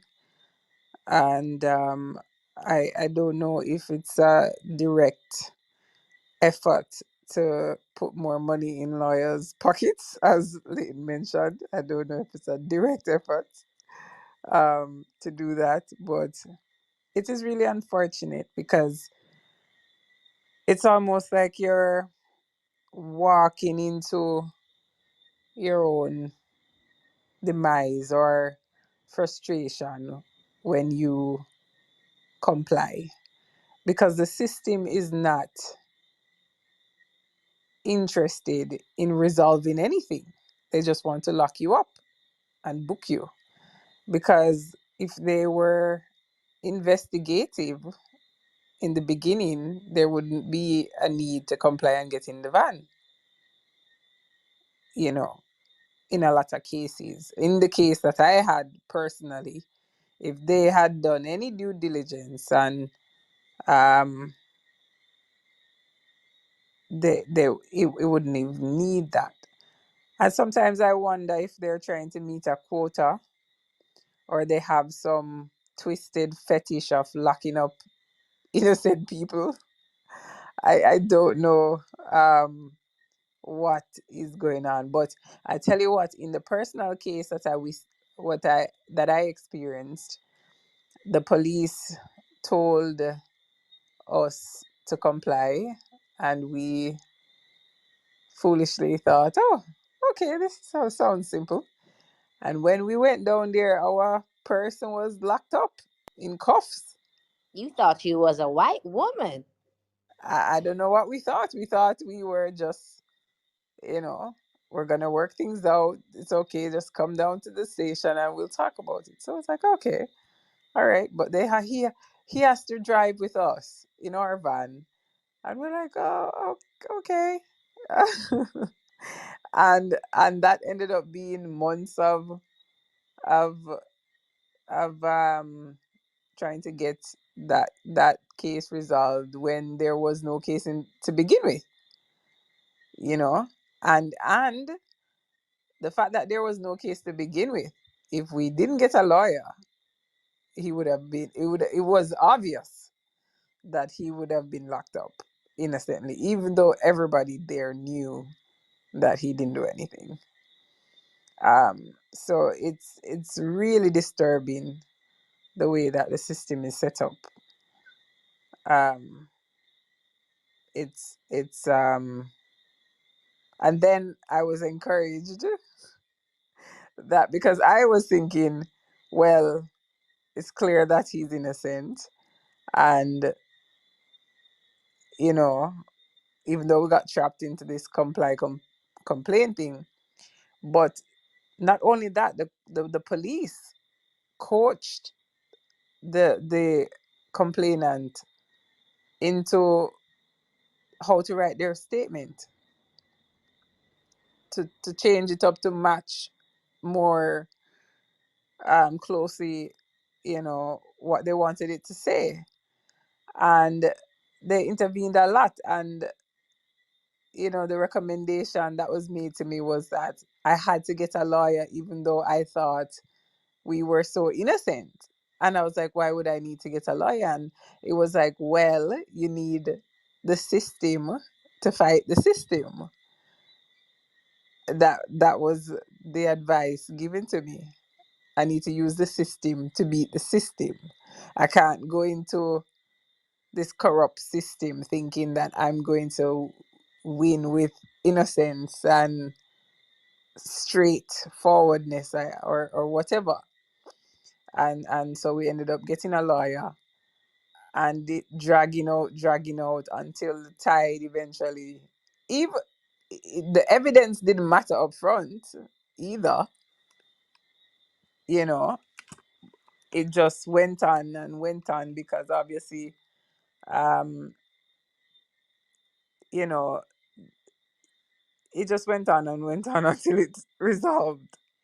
um but a lot of money was spent, because we thought we were being, um we really thought that there was nothing wrong with complying, and then, you know, working it out and thinking that we really were going to sit down and hear this side and hear that side. And no, that didn't happen. But you know, Leighton, this complaint thing is dangerous waters, you know. Dangerous. I'm put in the mind of Marco Dean and the many young men like him. And I'm thinking also what that young woman would have been thinking. That if this woman feels so emboldened to box me in my face in front of everyone. What will she do to me in lockup?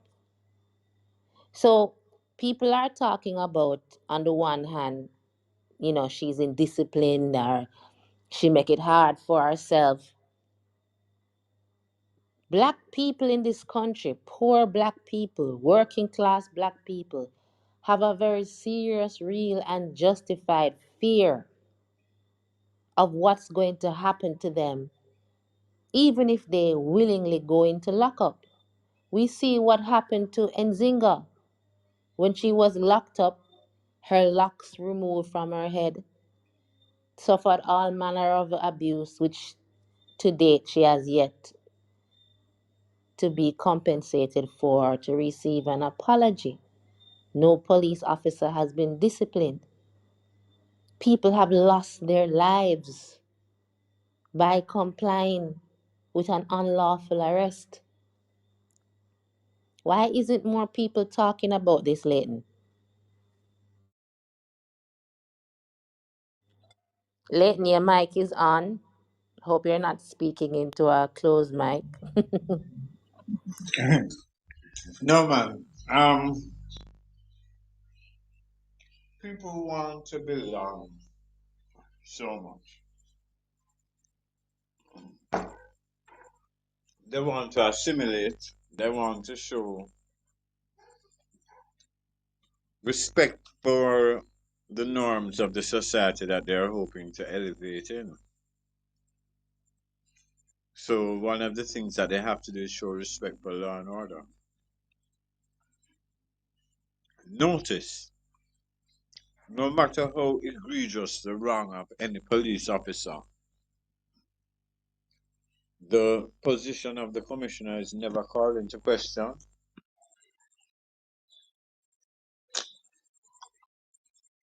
Like if two police officers shoot into a taxi whenever stopped and kill two girls in a 1 year, like the police commissioner of Kent or Surrey or wherever, have to resign immediately. But anything can happen here, so anything at all. Any police can do anything at all. And not one call for the commissioner's resignation from any quarter. It's a real, I don't know what to say. I want to read some comments from the chat. Lioness says, is the rough and brutal posturing and general maltreatment of civilians by the police ever justified? Is it just the mentality of the police officers, a result of their training, a consequence of the notion that Jamaicans are wayward, unlawful, and involved in criminality? I think that's an important aspect of it, because going back to what we were saying earlier about how different classes of people are treated. This is a school in Spanish Town. We know the history of gang violence in Spanish Town, the fear that professionals often feel, especially teachers. You get your bad man mother to come, and then Tutu's, her bad man brother is going to come. So there's a genuine, quote unquote, fear of a lot of people who live and work in these areas that they may not experience or they may not apprehend when they go into, say, a Norbrook or Beverly Hills. So, is that fear for us to consider the fact that you cannot apply the law in the same way when you're dealing with a volatile, quote unquote, community? That may be the argument. I'm playing devil's advocate here, that you go into a school in Spanish Town, you can't deal with them people, you're soft. Them people, you have to box them before them box you. What are your thoughts on that, Leighton? Um, The JDF and the JCF raided an uptown house some years ago and killed its occupant, spraying over 200 munitions into the building. What were they afraid of coming upon in East Kirkland Heights? Not at all. It was an execution by agents of the state. They go heavy where they please or are sent.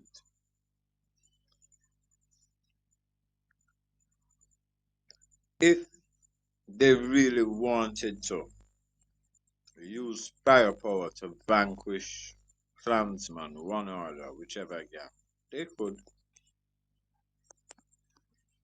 or I should say, they could have. I don't believe even if they wanted to know they could. There are just too many guns out there. And too many guns which rival theirs. Are you there? Yes, yes, we're listening to you. For a long time, they used to lie and say criminals had more firepower, but it wasn't true, but it's true now. Scammer money changed the game completely. And there will be dissension in the ranks. The rank and file will pull away from the officer class as class warfare becomes more open in Jamaica, which is what will happen in the next 5 to 10 years. But the more I consider it, if it is that the police were of the view that we're going into a school in Bad People Place, aka Spanish Town, and we have to go there with a little bit more aggression than we would if we were going to another school. To me, boxing the woman would have you're escalating it and making it worse. So really and truly, that argument doesn't assist them because I would think if you're going into a gang area, you wouldn't go with that kind of approach, especially on a school compound where you could be possibly putting other people's lives in danger, namely children. And secondly, and secondly, if it is that they felt that way, why is it they could not find any handcuffs?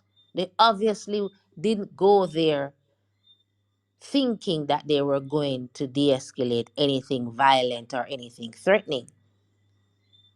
Because if they did, they would have gone with all their everything they needed. They would have had pepper spray, they would have had handcuffs. So it doesn't make sense for them to even use that line of argument.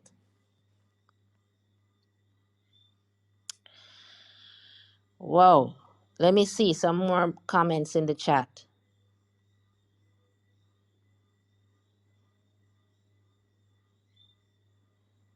It's a recipe for disaster. Is that type of behavior ever justified? Maybe I'm wrong, says Lioness. I can't imagine how it would be justified at the outset.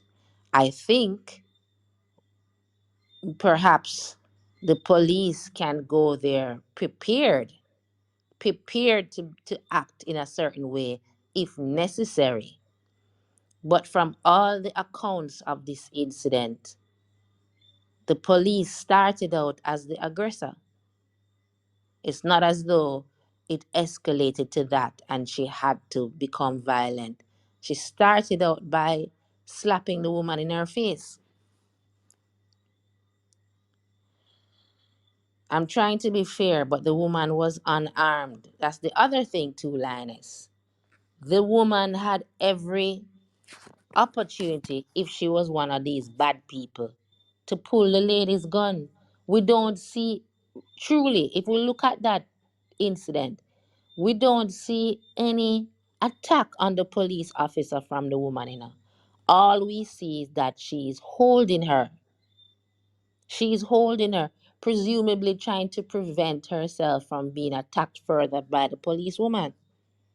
Exactly, she just wanted to be let go. We don't see any evidence of a fight. It didn't even look like a fight.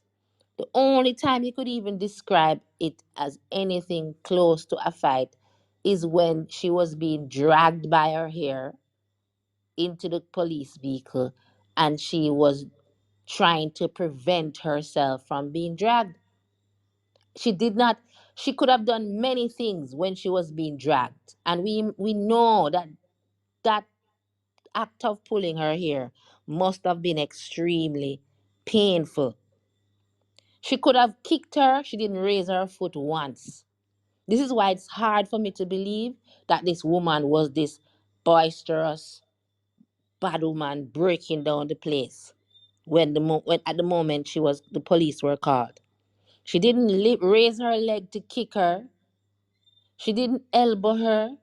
She didn't buck her. All she kept saying, please release my hair.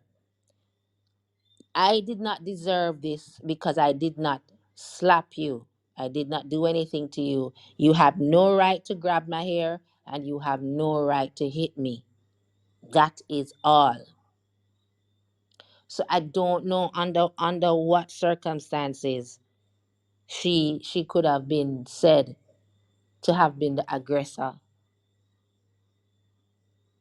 But given the history that we know of the police force, its colonial history and its colonial roots, what better can we expect? Are we being too optimistic? It's like when black men in the police in the US talk about how police shoot first and ask questions later. What do you expect?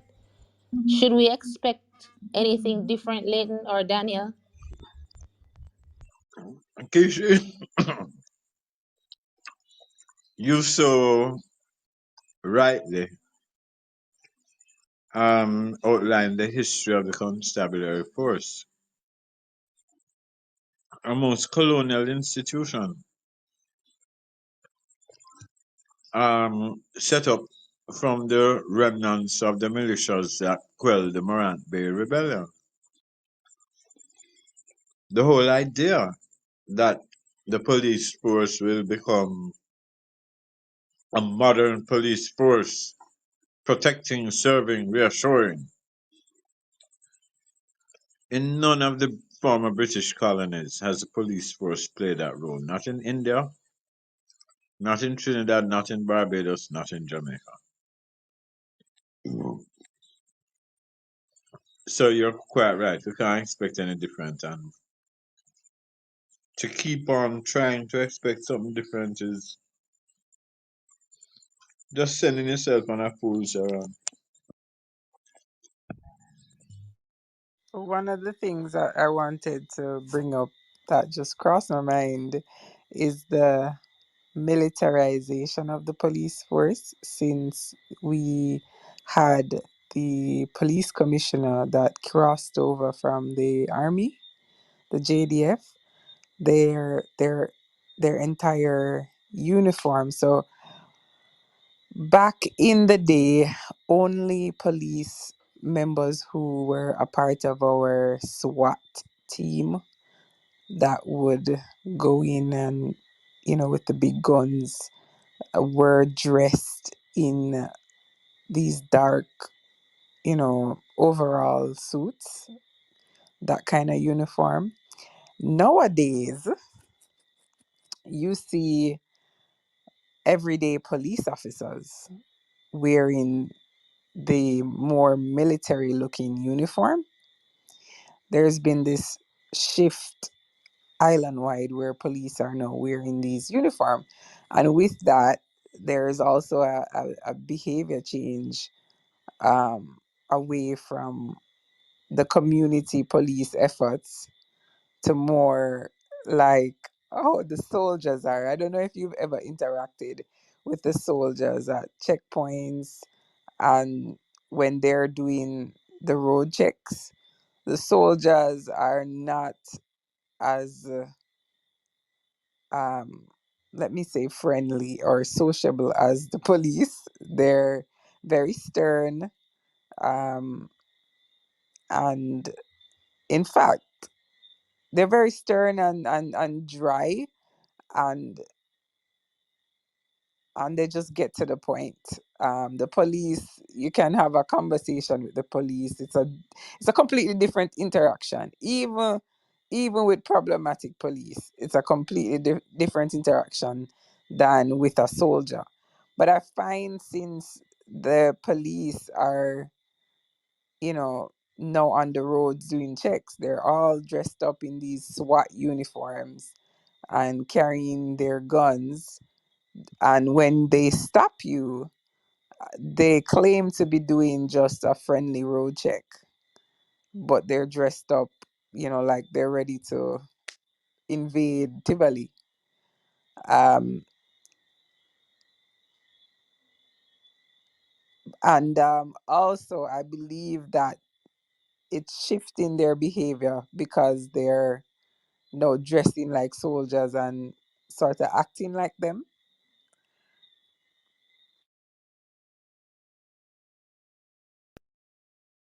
Yes, very good point. I want to read something from Linus as well. There is also the question of loss of self control. The video was long. What do we make of the fact that the officer didn't collect herself and try to de escalate the situation and get the lady to comply? If an officer can stay that upset, that out of control for such a long time without an actual imminent threat, they probably shouldn't be serving in that capacity. Which brings us to what we were discussing earlier in terms of the use of force policy. There, there is no imminent threat that we can see on the video and nothing that was said. Why couldn't she have paused, talked the lady down, get her colleague involved? Perhaps as a man, he could have taken better control situation.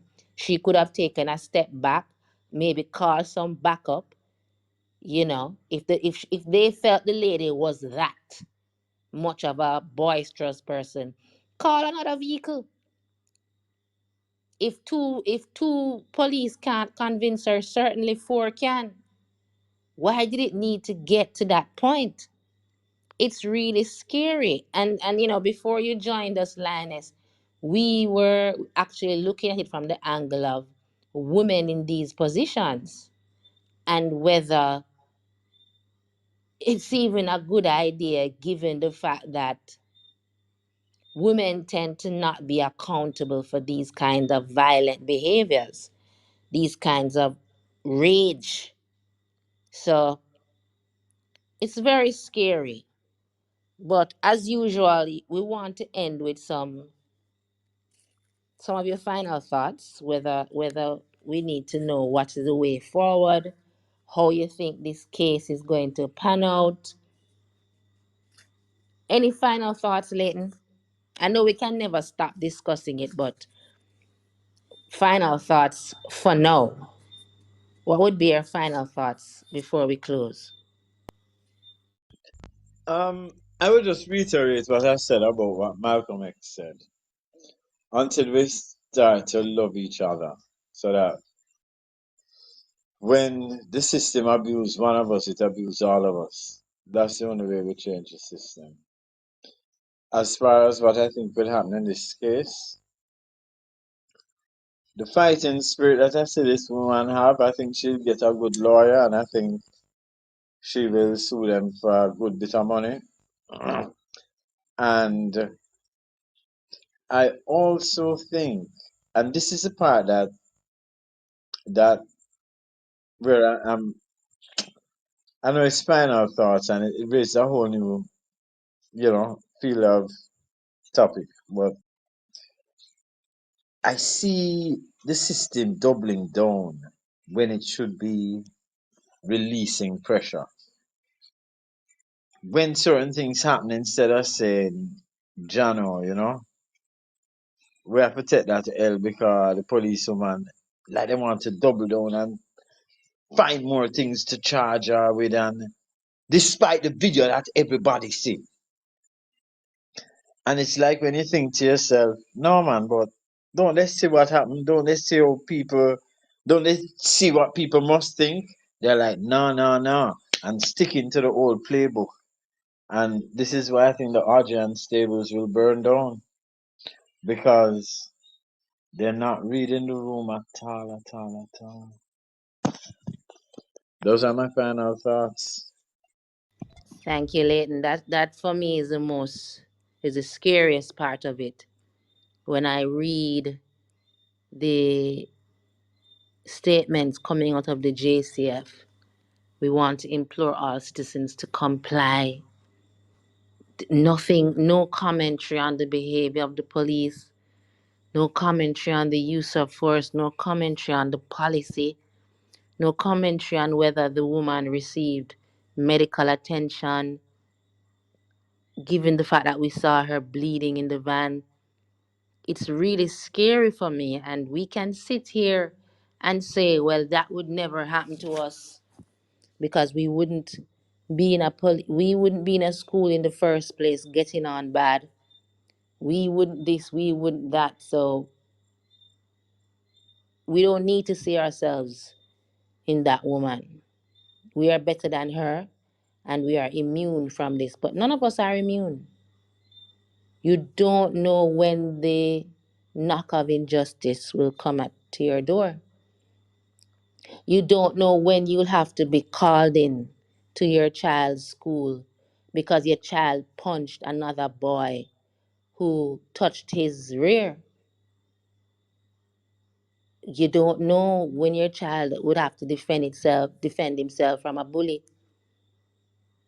and you have to be called in. And when you're called in, I almost lost my eye in prep school because of a bully. I was sexually assaulted in prep school by a little boy. I was abused by teachers because my parents would constantly come up there and question them. And so they would refuse my request to go to the bathroom. I have a bladder control problem to this day because of it, because I had to learn to hold my urine. And this wasn't a downtown primary school, this was a posh prep school. So we have to, as Leighton says, start to see ourselves in these situations or it will get worse. Daniel, what are your parting words for us?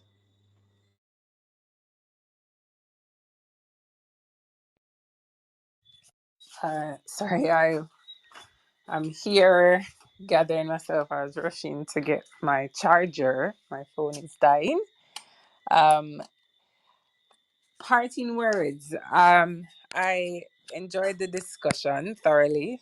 Thank you for again another truth gangster topic.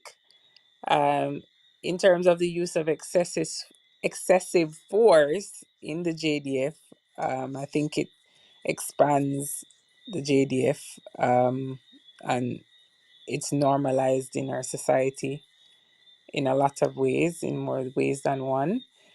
And it's a real problem that I don't see being addressed. So bringing attention to it is a good thing. Um, and yeah, I'll just leave it there. Thank you for joining. And Linus, I'm gonna try and read your thoughts in the chat since doesn't seem you are able to speak. No. Linus says, all what go on. I'm glad the video was made. No reform is happening within the JCF. No introspection. Wrong and strong. I see myself afraid of police. Them boy no have no conscience or heart. No, it's serious. You never know when it's gonna be your child, your son, your brother. Just look the wrong way, happen to be in the wrong place at the wrong time, wearing the wrong hairstyle. You just never know. And now that we have more and more women, we women have to be afraid because we know the issues day to day navigating with women in powerful patriarchal positions. We have to be careful how we move, how we offend, what you do to offend a police officer, a female police officer, a woman. Whereas maybe a male police officer might look it over, a female police officer will not. So I stand in solidarity with the woman in the video. I stand in solidarity with all persons who have experienced unjust behavior, unjust treatment by the armed forces. Tashana Hilton, as the Americans would say her name. We stand in solidarity with her, and we hope to see justice done. And we give thanks for the persons, for the videographer. So thank you everyone for joining. Have a great evening, and see you same time, same place next week. Truth Gangsters Podcast.